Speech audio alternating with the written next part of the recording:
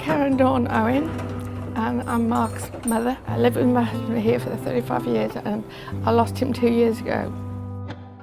Before, there was pebbles down the middle of the drive and I fell down twice from top to bottom, hurt myself, so it was hard. I was scared to walk down the driveway.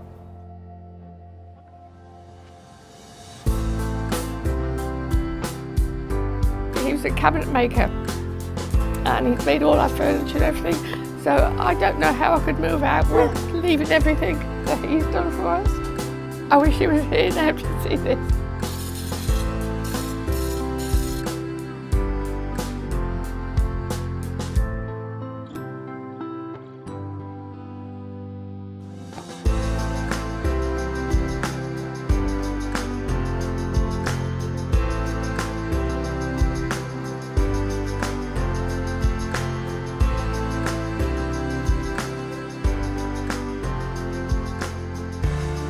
It's amazing. The only thing about it is amazing.